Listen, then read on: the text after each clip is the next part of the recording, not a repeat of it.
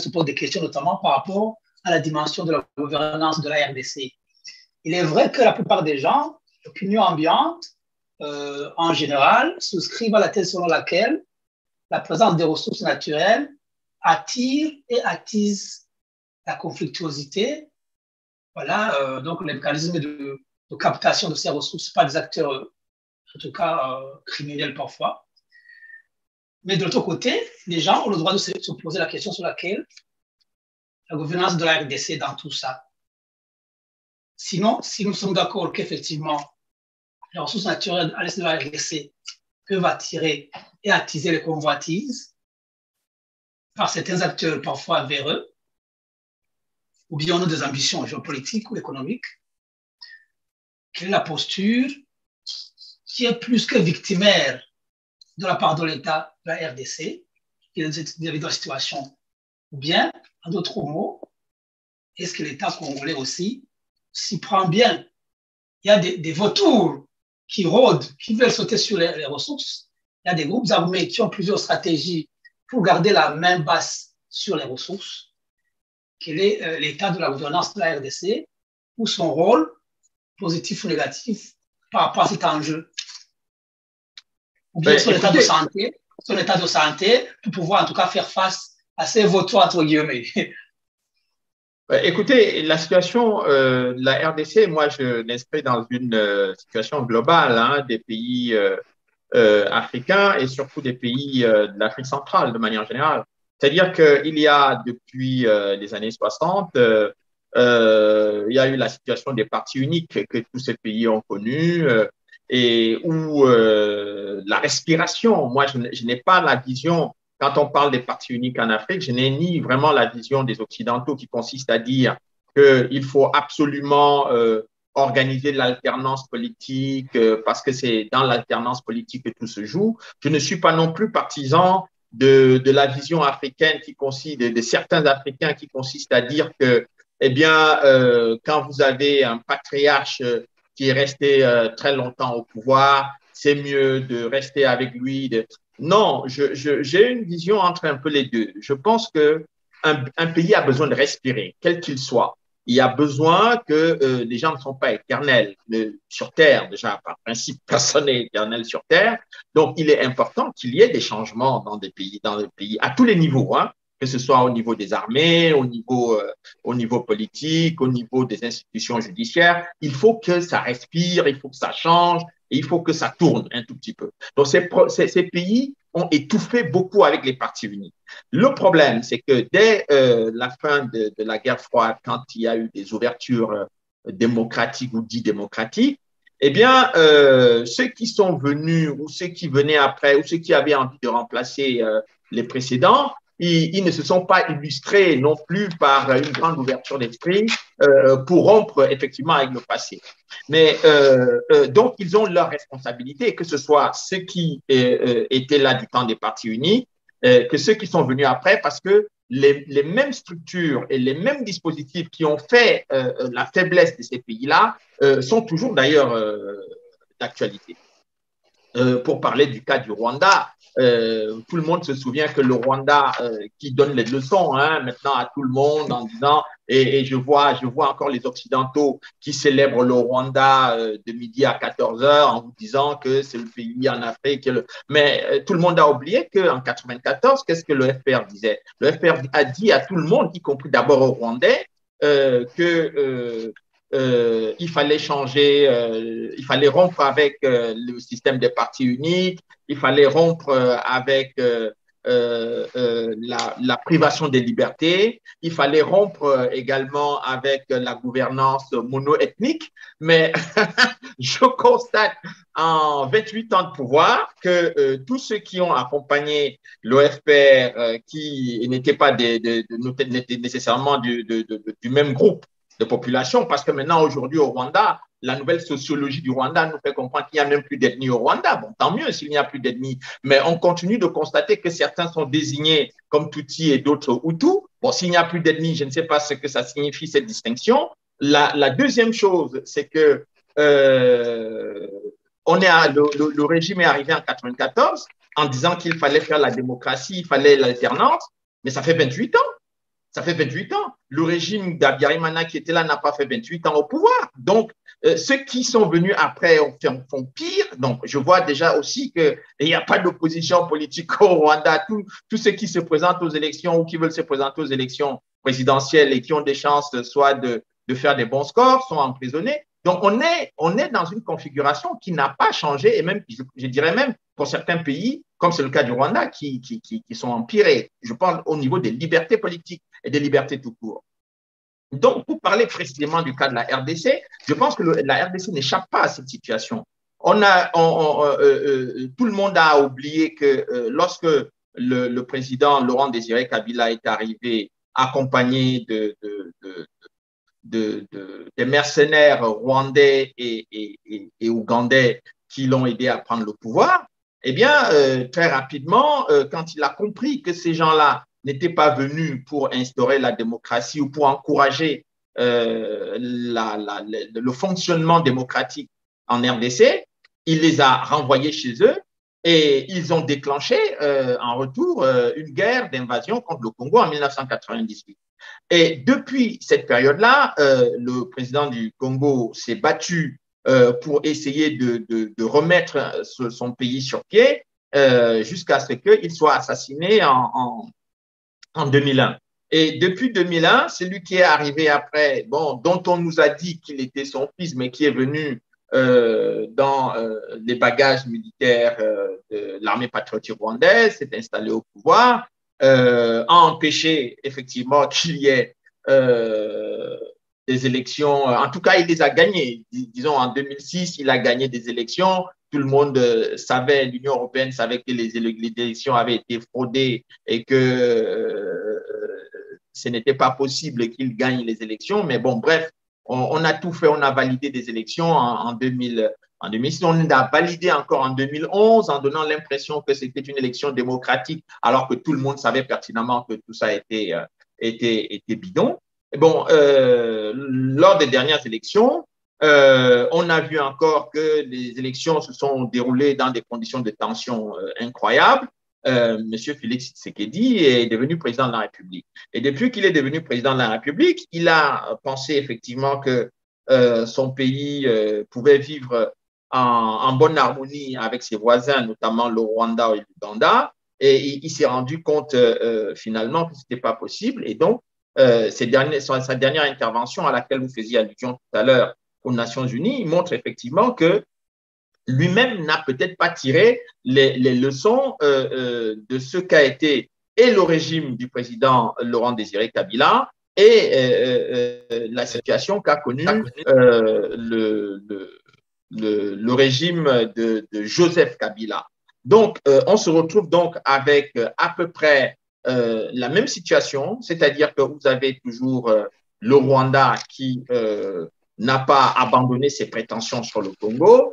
Et à chaque fois que le Congo est agressé, on ne condamne jamais pratiquement les agresseurs du Congo. On demande toujours aux Congolais d'aller négocier, d'aller discuter. Alors, le Congo comptabilise des millions de morts. Bon, on nous dit 10 millions de morts. Bon, supposons que ce soit 10 millions de morts. Mais 10 millions de morts, en réalité, c'est l'équivalent de la disparition d'un pays occidental comme le Danemark. Donc, alors, vous faites disparaître un pays comme le Danemark, et si vous avez 2 ou 3 Danois qui restent en vie, vous allez dire, oui, écoutez, allez discuter, négocier avec ceux qui vous ont exterminés, alors que les mêmes pays occidentaux ont créé un tribunal pénal international en 1994 pour juger les gens qui ont commis des massacres au Rwanda. Donc, à ce que je sache, les Congolais n'ont jamais traversé la frontière pour aller massacrer les Rwandais Hutus dans leur pays. Au contraire, ils ont accueilli et les Hutus et les Tutsis en RDC. Donc, je ne comprends pas très bien cette forme d'hypocrisie à la fois que les pays occidentaux ont et même les pays africains qui, à travers l'Union africaine, l'Union africaine ne s'est jamais prononcée clairement en dénonçant l'invasion du Congo par le Rwanda et par l'Ouganda, ou en demandant que ces pays soient sanctionnés pour leur je dirais, leur récidive, parce que ce n'est pas une invasion une fois ou deux fois par inadvertance, mais c'est une invasion permanente, un harcèlement permanent, des viols permanents, des massacres permanents. Donc, quand on se comporte comme ça avec le Congo, j'ai tendance effectivement à penser qu'il est temps que les dirigeants congolais prennent leurs responsabilités, comprennent qu'on ne peut pas jouer avec leur population de cette façon-là pendant 28 ans, parce que ça fait quand même 28 ans que ça dure, et puis aussi de se dire qu'ils ne peuvent pas constamment accepter le diktat ou de l'Union africaine ou des pays occidentaux qui leur disent toujours, écoutez, allez négocier pour revenir un peu à l'actualité, un clin d'œil à l'actualité. Bon, ce qui s'est passé en Ukraine, mais on a vu tous les pays occidentaux se mobiliser pour demander une intervention en Ukraine, pour aider les Ukrainiens à avoir des armes, etc. Mais pourquoi les Congolais ne mériteraient pas d'être soutenus alors que leurs agresseurs sont identifiés par les Nations Unies, identifiés par les États-Unis, des sénateurs américains ou des membres du Congrès américain dénoncent cette situation depuis des années. Donc, à un moment donné, certes, les Congolais ont leurs responsabilités, mais la communauté internationale et tous ceux qui sont censés nous rappeler les règles de bienséance et de démocratie sont complices un peu de cette situation au Congo. Donc, les Congolais n'ont pas que leurs voisins comme adversaires, ils ont ceux qui soutiennent leurs voisins aussi comme adversaires. Oui, oui, je vous comprends parfaitement, effectivement. Il y a effectivement cette approche-là de deux poids, deux mesures de la communauté internationale vis-à-vis du Congo, mais sur le plan interne du Congo, vous pouvez parler un peu, donc la gouvernance sur le plan, j'allais dire, la gouvernance comme concept analytique, comment est-ce que vous voyez justement la fragilité de l'État congolais par rapport, voilà, par exemple, au fonctionnement de la police, son armée, qui se comporte dans certaines régions du pays comme des rebelles, piller, faire des viols, au même titre que les rebelles, bon, certaines accusations de l'armée aussi, et même la police et le service de douane qui ont basculé dans la corruption généralisée. Parce que quand on analyse la gouvernance sous cet angle-là, on voit qu'effectivement l'État congolais aussi, sa fragilité offre un terreau sur lequel prolifèrent notamment cette violence armée par d'autres groupes armés, justement commandités par les pays étrangers, d'autres acteurs opportunistes. Comment voyez-vous justement, jugez-vous cette fragilité de l'État congolaise? Pourquoi il ne faut pas aussi un effort pour nettoyer leur propre maison? Alors, moi, l'expérience que j'ai de la situation du Congo ne me permet pas de parler de cette façon-là. Pourquoi? Et je vais vous démontrer clairement que les dirigeants congolais ont leurs responsabilités. Ça, je vous concède cela. Mais c'est avoir une lecture un peu superficielle si on considère que les dirigeants congolais ne font rien ou que leur police est corrompue. Elle était corrompue sous Mobutu, la police congolaise. L'armée congolaise a été, je dirais, laissée à l'abandon par le régime du maréchal. Il n'y avait que la DSP, oui. C'est-à-dire que quand il y avait des situations militaires très importantes, c'était la division spéciale présidentielle qui était appelée, comme si toute la partie de l'armée de terre, l'armée de l'air ne valait absolument rien. Et donc, ces gens-là, on a vu leur faiblesse, effectivement, à la chute du maréchal Mobutu. Mais pour être très précis sur la question militaire, je dois dire, est-ce que tout le monde a oublié, finalement, que lorsque l'armée congolaise a été décapitée avec l'arrivée de l'AFDL dans ce pays-là, donc on a eu quand même à la tête de l'armée congolaise l'ancien chef d'état-major de l'armée rwandaise, qui est devenu ministre de la Défense. C'est lui qui a été chef d'état-major de l'armée congolaise pendant plusieurs années. Et je dirais pas pendant plusieurs années, parce que ils sont arrivés en 97 et Kabila les a chassés en 98. Donc pendant au moins un an, l'armée, c'était un patron de l'armée rwandaise qui est devenu patron de l'armée congolaise. Et pendant cette période-là, il y a eu beaucoup de Rwandais qui ont infiltré l'armée congolaise. Bon, le président Kabila a été tué. On n'a pas voulu faire la lumière, effectivement, sur les éléments précis qui ont participé à l'assassinat de Laurent Désiré Kabila. Ensuite, celui nous a dit, on nous a présenté comme étant son fils, Joseph Kabila, lui-même, qu'est-ce qu'il a fait? Il n'a jamais nettoyé l'armée congolaise. Il a même fait pire que ça.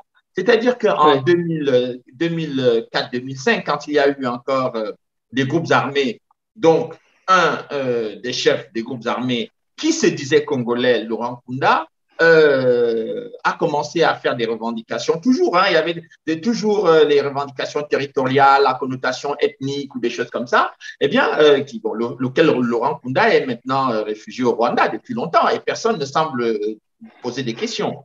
Bon, mais cette période-là, 2004, 2005, 2006, qu'est-ce que l'Union européenne et la communauté internationale ont proposé au Congo?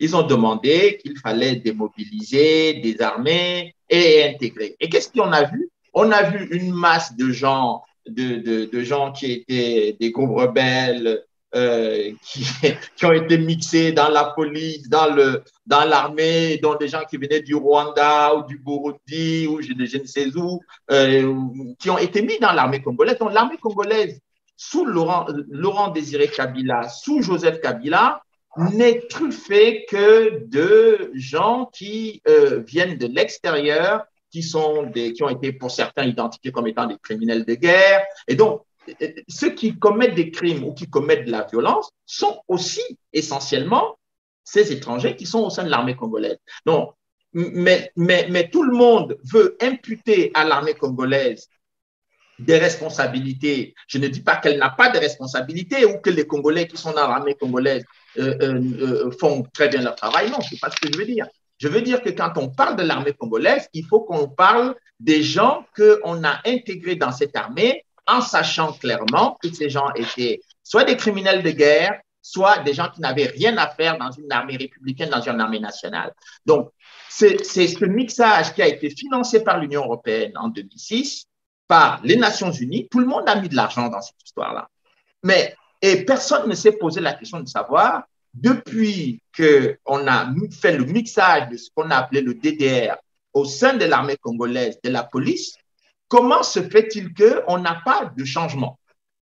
Alors, les Congolais aujourd'hui vous disent tous que leur armée est infestée d'étrangers et personne ne prend ça au sérieux parce que personne ne veut les écouter. Parce qu'en les écoutant, on va être obligé d'identifier qui sont les gens qui n'ont pas à être dans l'armée congolaise ou dans la police congolaise, et on va les identifier, on va être obligé de les sortir de l'armée. Est-ce que cela arrange ceux qui veulent piller le Congo ou ceux qui ont des visions ou des ambitions géopolitiques sur le Congo? Ça, c'est une vraie question.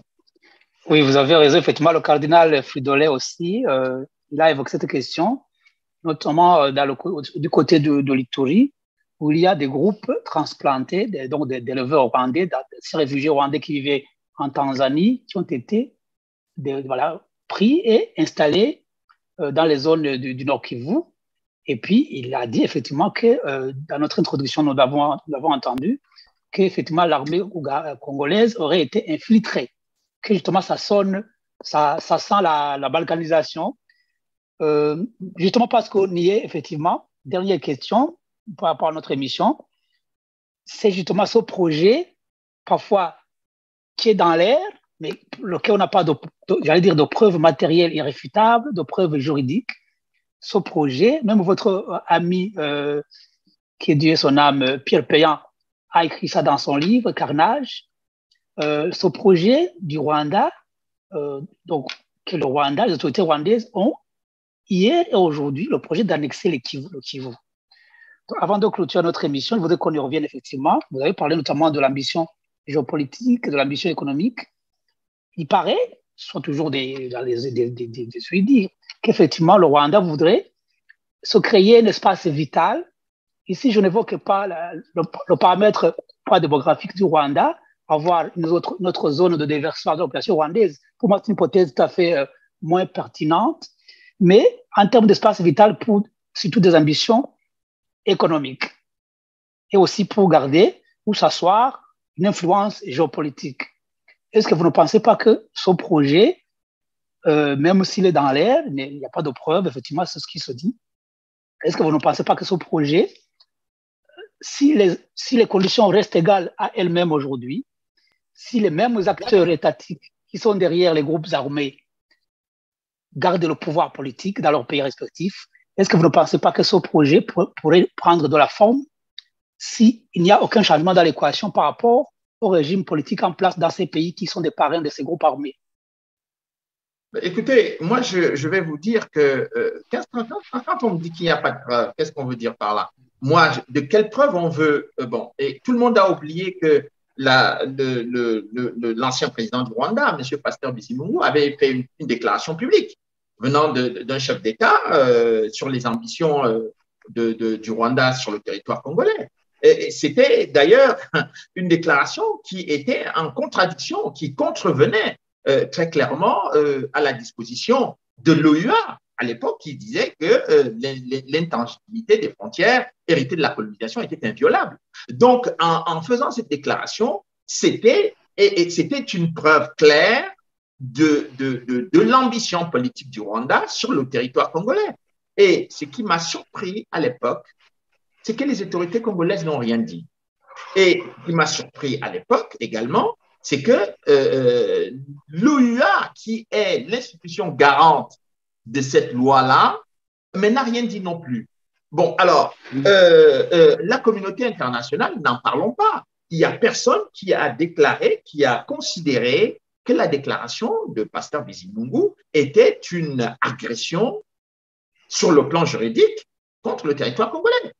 Bon, deuxième chose, c'est qu'on parle toujours de l'absence de preuves. Mais ça fait des années, ça fait maintenant 28 ans que le Rwanda est présent militairement sur le territoire congolais. Mais de quelles preuves a-t-on besoin? Troisième chose également, quand on constate que les Nations Unies constatent, ou la MONUC ou la MONUSCO constate qu'il y a en permanence des incursions militaires venant du Rwanda sur le territoire congolais, dans la partie est, qui est la partie convoitée, qu'est-ce qui fait que, eh bien, on n'engage pas de procédures judiciaires par rapport à ça? Je rappelle que les Congolais avaient saisi la Cour internationale de justice pour poursuivre l'Ouganda et le Rwanda. Oui. La Cour avait condamné l'Ouganda, mais c'était plus pour des questions de massacre, mais pas sur la question territoriale. Mais si on a reconnu que l'Ouganda avait commis des infractions au Congo, si le volet territorial était abordé, je pense qu'il y aurait un débat. En tout cas, le Congo aurait permis qu'il y ait un débat de fond sur la réalité de la preuve justifiant la volonté du Rwanda de balkaniser le pays. Donc, c'est aux autorités rwandaises, aux autorités congolaises, pardon, de prendre une initiative de façon intelligente pour que, effectivement, la question de la preuve de la volonté de balkanisation du Rwanda soit posée très ouvertement. Et donc, je pense que pour l'instant, tout le monde voit, les Congolais ne sont pas dupes. Quand vous chassez les populations de l'Est et que vous installez d'autres populations qui ne sont pas originaires de cette région, ben, je ne sais pas de quelles preuves on a besoin pour pouvoir constater qu'il y a une volonté d'occuper le pays. Quand vous massacrez la majorité de la population d'une région, je ne sais pas, pour que cet espace soit libre d'habitants, pour qu'on nous dise qu'en fait, c'est une terra nulla, il n'y a personne à cet endroit, donc on peut s'y installer et faire des investissements. Donc, il y a suffisamment, à mon avis, d'éléments matériels sur la table qui peuvent justifier, expliquer les ambitions politiques du Rwanda sur le territoire congolais. Voilà. Maintenant, raisonnons en termes, j'allais dire, de prospective. Comme dernière question, effectivement, quelles sont les réformes ou les changements politiques majeurs qui peuvent justement inverser la tendance et faire échouer ce projet, cette ambition d'annexer les Kivu? Est-ce que, voilà, dans le chef, par exemple, les grands acteurs, même étatiques, qu'est-ce qui devrait changer dans leur dispositif actuel, que ce soit les grands seigneurs de guerre, que ce soit leurs alliés, en tout cas, soit au Rwanda, soit en Ouganda, soit au Congo, soit les grands alliés internationaux. Qu'est-ce qui doit changer dans l'équation pour que justement ce plan soit déjoué? Je pense d'abord qu'il faut poser le problème. Je pense oui. d'abord qu'il faut clairement poser le problème parce que on a vu au Congo que ce soit le cardinal Ambongo que vous évoquiez tout à l'heure, oui. M. Fayoulou, oui. le docteur Mukwege, oui. il y a un certain nombre de personnalités politiques congolaises, de personnalités politiques congolaises qui ont posé la question de la balkanisation. Mais donc, on les écoute d'une oreille, ça rentre, ça sort de l'autre côté, on fait comme si on n'entend pas.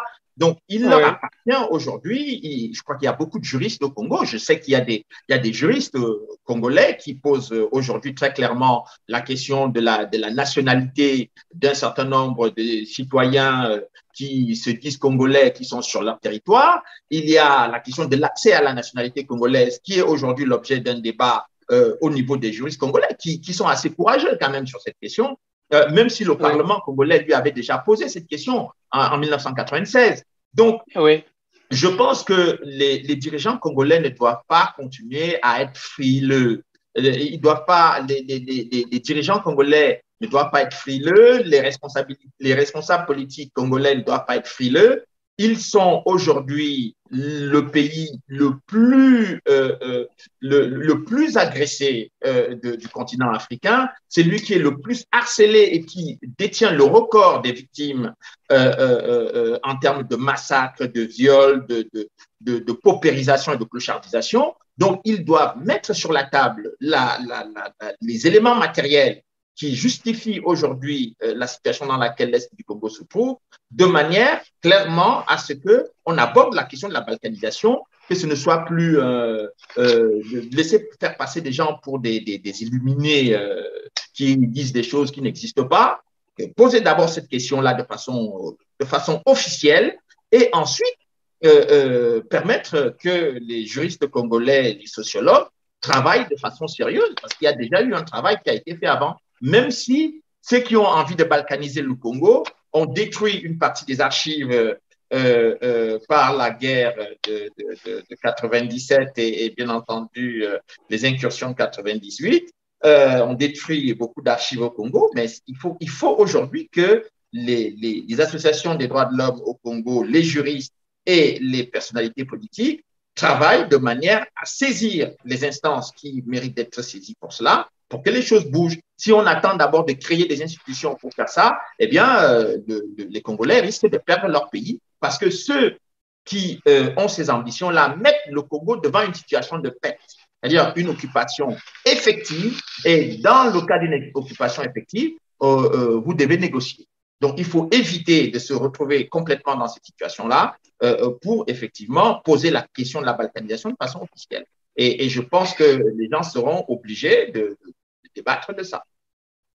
Voilà, je vous comprends bien, effectivement. Maintenant, je ne me mets pas du côté de qui sont sceptiques par rapport à l'annexion possible du Kivu. Effectivement, comme vous venez de le dire, la situation est complexe, mais c'est aux Congolais. Je pense que vous l'avez même, j'allais dire, mentionné dans d'autres débats sur d'autres chaînes. C'est aux Congolais de mener cette bataille. Il revient aux Congolais, à l'État congolais de mener la bataille, de médiatiser la question, retrouver sa souveraineté, que ce soit par rapport au contrôle des minerais, mais aussi retrouver et réaffirmer et exercer son autorité sur des territoires et des localités qui sont la bastion des groupes armés et des milices. Alors, si vous avez notre point de vue, j'allais dire par lequel on peut terminer l'émission, vous avez la parole pendant une minute. Oui, non, je voudrais dire qu'il y a énormément de pression. Je le sais depuis plus d'une vingtaine d'années. Il y a beaucoup de pression sur les autorités congolaises, sur les dirigeants politiques congolais. Un dirigeant politique congolais qui parle de balkanisation ou qui parle du rôle du Rwanda ou de l'Ouganda au Congo, on lui dit bon, vous risquez de ne pas devenir président ou vous risquez de ne pas aller très loin, mettez la question du Rwanda de côté et puis les choses vont évoluer positivement pour vous. Donc, ce chantage, en quelque sorte, vis-à-vis des dirigeants politiques congolais doit cesser. Et puis, les dirigeants politiques congolais doivent cesser de se mettre en situation d'infériorité que ce soit intellectuel ou politique ou géopolitique, face à tous ces gens qui font pression sur eux. S'ils viennent au Congo, c'est parce qu'ils ont de bonnes raisons de venir au Congo. S'ils font pression sur les Congolais, parce qu'ils ont des intérêts à vouloir préserver dans ce pays et parce qu'ils veulent que ce pays-là soit dans le chaos et dans le désordre. Donc, c'est aux dirigeants politiques congolais d'en prendre conscience. Les populations congolaises en sont suffisamment conscientes. Et elles se battent depuis plusieurs années. Maintenant, s'il n'y avait pas les populations congolaises, eh bien, le pays serait déjà parti. Hein. Donc, je pense que les dirigeants congolais doivent être en phase avec leur opinion publique pour que, effectivement, les choses bougent, que les lignes bougent et que ceux qui n'ont que du mépris pour le Congo et pour les Congolais, eh bien, sachent qu'ils ont quand même affaire à des gens qui pensent et qui agissent. Vous savez, il y a un proverbe en Afrique qui dit que quand vous marchez avec un aveugle, de temps en temps, il faut lui écraser l'orteil pour qu'il sache qu'il ne marche pas tout seul. Ok, c'est bien dit. Je dois vous remercier par rapport à votre sagesse par laquelle vous terminez votre intervention, mais surtout par rapport à votre disponibilité. On sait que votre temps est très précieux. Vous avez en fait décrypté la situation, mais aussi proposé des balises, afin que le Congo ne puisse pas, être, grillé ou mangé, entre guillemets, par les acteurs qui pullulent sur son territoire et les vautours qui sont parmi ses voisins, pas tous, à l'État congolais, à la population congolaise, de cesser d'être frileux. À l'État congolais, aux citoyens congolais aussi de poser clairement le problème de possible annexion ou d'ambition d'annexer le Kivu. Voilà. À eux aussi de prendre, à bras le corps le problème. Ils en ont les ressources, ils ont les moyens, ils peuvent le faire, mais nous ne pouvons pas terminer sans avoir une pensée particulière aux familles endeuillées par la violence armée. C'est beaucoup trop de vies fauchées dans cette région. Et surtout, au vu de la situation qui perdure, nous devons dire que les citoyens congolais méritent mieux. Alors, à vous tous qui nous avez suivis dans cette émission, remercions d'abord notre invité et nous disons à la prochaine. Merci beaucoup.